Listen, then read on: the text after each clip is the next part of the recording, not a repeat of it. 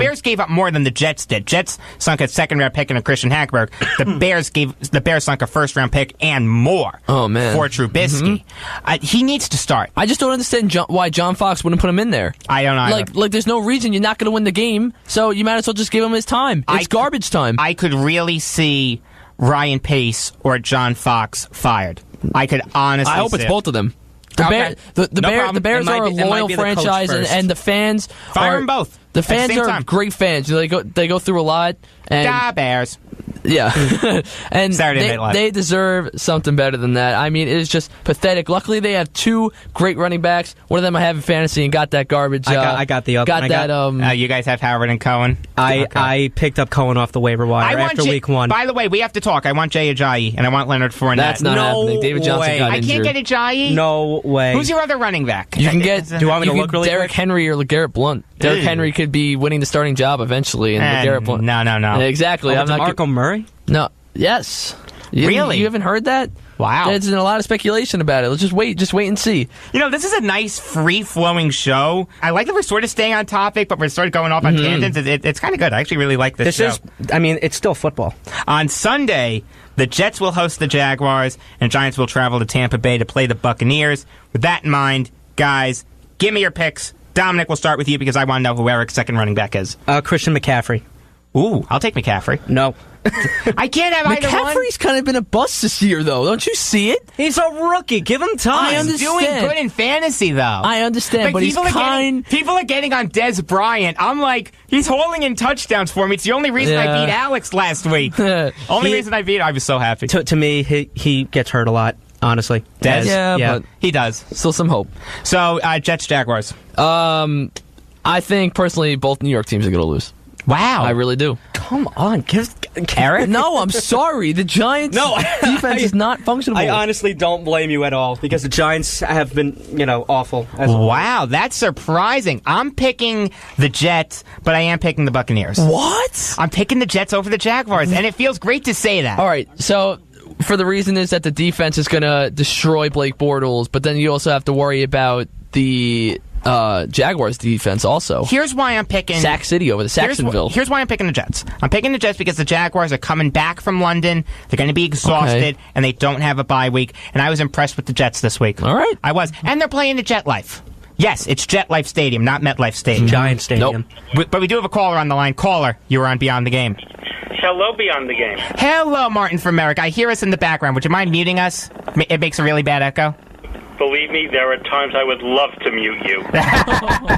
Wow. Whoa, that was a loud one. Yikes. All right, what's on your mind? Well, unfortunately, my finger was a bit slow. I wanted to talk to you guys about the hit last night. No, go ahead. Is there any excuse for it? No. No. Nope, not at all. Not at all. So you guys have... Okay, because I really didn't think there was an excuse either, but I wanted to see if literally Friday morning quarterbacking, whether someone could come up with somebody, with something. I mean, the one thing I'll say, and it's a stretch, it's a huge stretch. I'm not condoning it by any stretch, but I will say that it was in the heat of the moment. Trevathan was going towards Adams hard before he was being brought to the ground. But can't that be said about any illegal? Yes. Yeah, of course. Yes. Yeah. I want Danny Trevathan suspended. Eric, you got to put the phone down. I didn't know that. I'm sorry about that. All right, quite all right. That's what that echo was. Okay. My fault. No, quite all right. Well, I don't know if you know this, Martin from America, and everyone listening. Dominick Arbolino is the next Bernard McGurk. Don Imus is producer I'll give myself a round of God applause. knows how long. Thank you. But no, there's no excuse for that type of hit. Okay. I didn't see anything about the league talking about it yet. Have you guys seen anything yet? They'll probably address it after Sunday. They'll probably want to deal with all those dirty hits at once. Yeah, and especially the only thing I've really seen was just Twitter blowing up last night over it. That's really the only thing I've seen, and everyone is pretty much in agreement that the NFL better get on Trevathan and suspend him for a decent amount of time. I wouldn't say not too long, but definitely he deserves some type of punishment. Because again, like I said before, taking money away from these players, that does not matter to them. No, I really don't think it matters either. What I really think is suspension without payment. Go come down somewhere for a little while. Don't get the game check. It's easy. All right, Martin, thanks for the call. Have a good weekend. You too. All right. That was Martin from Merrick. That was a good call here on Beyond the Game on the Voice of Nassau Community College, 90.3 WHPC. I am Jacob Valk. Sitting across from me, the next Bernard McGurk, Dominick Arbolino. I hope you know I mean that as a compliment. Yes, of course. Okay, good. Trust me, you've been saying this to me for a long time now, which is weird. But I'm saying because it's like time is just flying. Well, can't get over that. You know what it is? I grew up with Don Imus on The Fan, and I still like him. I still listen to him on ABC. And the mic to my mad dog, Eric Fischetti. Wow. I listen to them on The Fan, too. Number to call if you have something on your mind is 516-572-7440. Let's switch gears to baseball. The AL wildcard game will take place on Tuesday, and the NL wildcard game will take place on Wednesday. For all intents and purposes, it's widely accepted that the AL wildcard game will be the Twins versus the Yankees, and the NL wildcard game will be the Rockies versus the Diamondbacks. With that in mind, guys, give me your picks. Dominic, we'll start with you, my friend. Oh, man. By the way, really fast, it is 4-0 Yankees, top of the 8th. Yeah. Then again, the game means nothing. But go ahead, Dominic. I apologize. We're winning. I'm going with the Yankees over the Twins. Good. I am too. And again, as everyone knows me as a Met fan, but when it comes to baseball, I really can't. I guess I'll enjoy. I've always been a Mets fan since I was young, but for me, for baseball, I'm not one of those fans I hate the Yankees. I'm rooting for them all the way. I hope they go all the way. New York needs some more championships. No matter how many the Yankees have, Boston has been controlling lately, and that is not all right in New York. I feel like it's easier for Met fans to root for the Yankees than it is for Yankee fans to root for the Mets. Mm-hmm. Is that a fair statement to make? That's actually pretty spot on. But also, actually, the reason for it is just how can the Yankees root for the Mets? It's just not possible. How can the Yankees? It's like a little brother, big brother thing, honestly. Yeah, and they fight all the time. They do. What about Rockies Diamondbacks? Do you have a pick for that? Rockies Diamondbacks. That's going to be, I don't know, that's going to be a tough one. Unfortunately, I really... Did they announce the pitchers yet? I couldn't find it. Zach Greinke starting for the Diamondbacks. It'll most likely be John Gray for the Rockies, but they could go with Kyle Freeland. Okay. So I'm picking the Rockies. Yeah, I feel like they have the more power on offense to me personally. Yep. I feel like and that's what's going to win the game. Okay. That's fair. I feel like that's the deciding factor in this game. No, that is very fair. Eric? So for the American League wildcard game, I think that, in all seriousness, to me it's obvious. The Yankees are clearly the better team. They've been rolling lately. And Luis Severino, the undisputed ace of the team. Someone had said to me that the Yankees should start Tanaka and save Severino for the ALDS. It was the dumbest thing I think I've ever heard in my life. Was that person educated? Because I'd rather start Severino for the wild card game and then tab Sonny Gray. You know what it is? You don't know if you're going to make it to the ALDS. If Tanaka That's implodes, the point, yeah. If Tanaka implodes and he gives up 5 runs, okay, the bullpen pitches lights out, but Irvin Santana's a good pitcher. You can't sleep on him. Yeah, it's a risk. But the Yankees have usually had his number, but honestly, you can't go into this game. It's a live or die situation, honestly. Yes, and especially for the Yankees. If they don't get past the Twins, I mean, the season's lost. It's going to be... Oh, of course it is. Girardi's gone if the Yankees lose to the Twins. There's no question about that in my mind. I mean, again, they overachieved, but considering how, the Yankees got to this point, there's so much...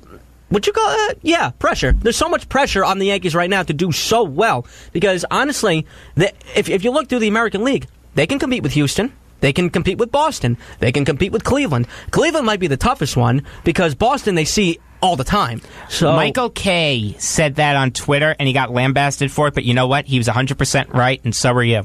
Thank you. So, all right. Oh, wait, the NL wild card. I'm sorry. Oh, I'm sorry. Go ahead. I'm going to say the Diamondbacks because they have also been rolling. I think they just walked off recently. Okay. So no, it's good for and it's also I always like when someone's different.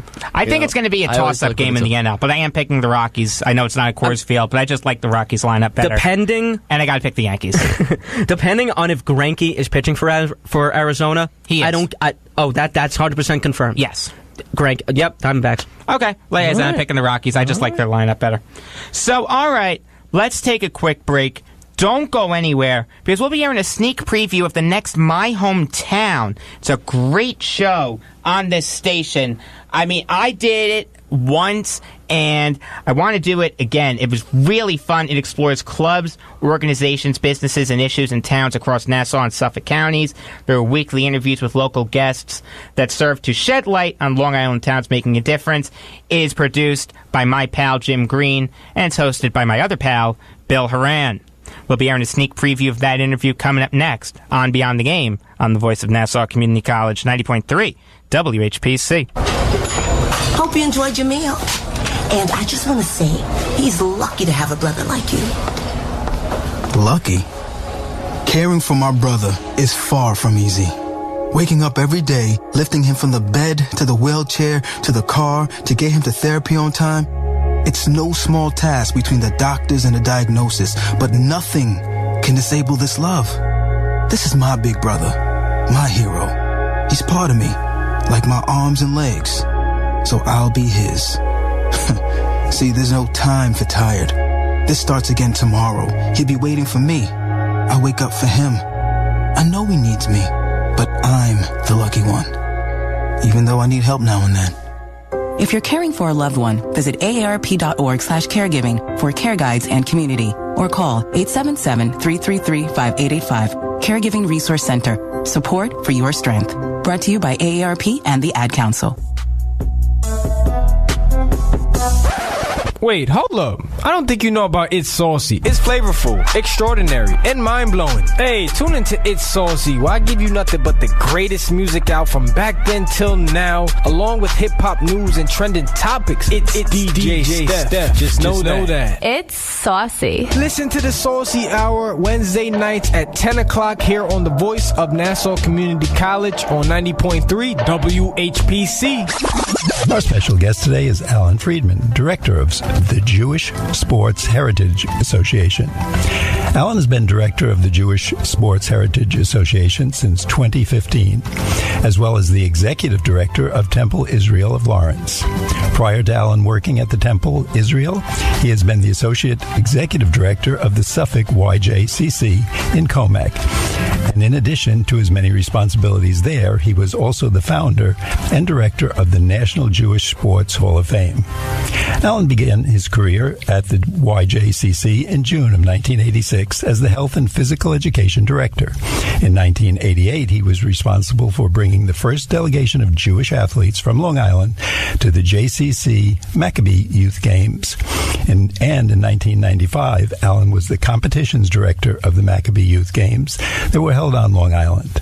Alan has a BA in history from Fordham and an MA in exercise science from Columbia University. He's happily married to Marilyn, a VP for UBS in New Jersey, and the proud father of David and Rachel. Alan and Marilyn live in Great Neck. Alan, welcome to the show. Thank you, Bill. Pleasure to be here. Alan, why is there a Jewish Sports Heritage Association? My immediate answer is why not? Sounds good.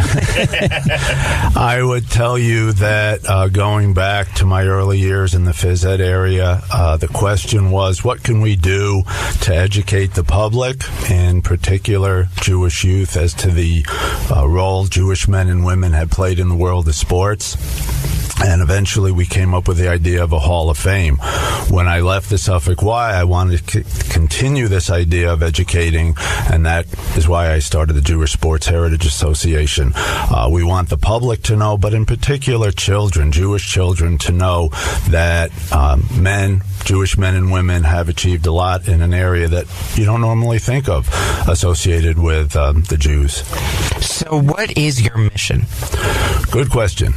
The idea for us is to just let everyone know that Jewish athletes, and when I say athletes, it's not just talking about the playing field, the court, etc., but coaches, owners, broadcasters, Jewish men and women have achieved, like any other religious group, ethnic group, any group that's out there in the world of sports, an area that you wouldn't think of, and hopefully to break down stereotypes so particularly kids can go out there and say, you know what, it doesn't matter that I'm Jewish Jewish or I'm a little girl or I'm black or whatever it happens to be, because we think that there's just so many boundaries that are already there.